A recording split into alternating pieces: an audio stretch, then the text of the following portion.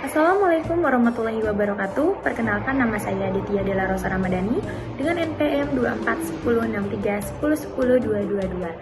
Di sini saya akan memenuhi tugas mata kuliah Artificial Intelligence dan Data Analysis dengan dosen pengampu Bapak Ibrahim STMT. Baik, selanjutnya saya akan membahas mengenai Artificial Intelligence atau sering kita kenal dengan AI. Nah, sebelum itu kita cari tahu apa sih definisi AI menurut para ahli.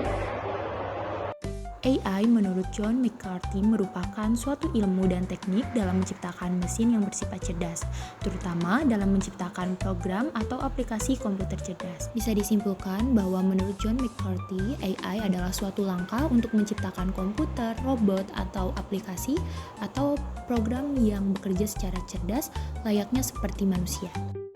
Sedangkan menurut Ellen Rich dalam bukunya Artificial Intelligence misalnya mendefinisikan bahwa AI adalah cabang ilmu komputer yang berhubungan dengan kecerdasan komputer atau mesin cerdas, yaitu sistem yang dapat melakukan tugas yang jika dilakukan oleh manusia akan membutuhkan kecerdasan. Lalu menurut Russell dan Norping menyatakan bahwa AI adalah kemampuan komputer atau robot untuk meniru fungsi kognitif manusia, seperti memecahkan masalah dan belajar dari pengalaman. Definisi ini menunjukkan bahwa AI tidak hanya pemrograman, tetapi juga tentang pengembangan kemampuan berpikir. Selanjutnya, ini merupakan perbandingan definisi AI menurut para ahli. Sejarah singkat perjalanan AI. Dimulai pada tahun 1950 hingga 1960, konsep dasar AI mulai dikembangkan oleh sejumlah ilmuwan terkemuka, termasuk Alan Turing yang merancang tes Turing yang menguji kemampuan mesin untuk berpikir seperti manusia. Pada tahun yang sama, John McCarthy mengembangkan bahasa pemrograman AI pertama yang disebut dengan LISP. Lalu pada tahun 1960 hingga 1970, AI mengalami masa kejayaan. Berbagai penelitian dan pengembangan dilakukan di berbagai institusi akademik dan lembaga pemerintah. Pada tahun 1966, peneliti Eliza menciptakan program komputer interaktif pertama yang dapat melakukan percakapan dengan manusia.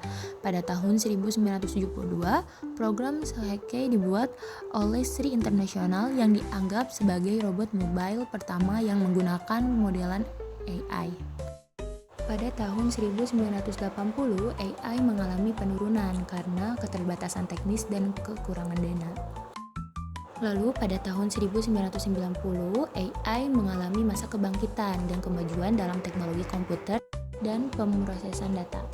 Selanjutnya pada tahun 2000 hingga saat ini, AI mengalami kemajuan yang pesat, perkembangan komputer yang kuat, ketersediaan data yang melimpah, dan kemajuan dalam algoritma AI seperti deep learning telah membuka pintu untuk aplikasi AI yang lebih canggih dan luas. Selanjutnya, ruang lingkup kecerdasan buatan dikutip dari buku Artificial Intelligence, Abdul Rojak Eskom MCS. Pertama, sistem pakar, komputer sebagai media untuk menyimpan collage para pakar sehingga komputer mempunyai kemampuan untuk memecahkan masalah layaknya kemampuan seorang pakar. Lalu, pengolahan bahasa alami, user bisa melakukan komunikasi dengan komputer, bentuk komunikasinya dengan menggunakan bahasa sehari-hari. Lalu ada pengenalan ucapan, manusia bisa melakukan komunikasi dengan komputer. Lalu ada robotika dan sistem sensor, robotik akan menggantikan sebagai pekerja manusia. Lalu ada computer vision, menafsirkan image maupun objek-objek tampak melalui komputer. Lalu ada intelligence, computer aid.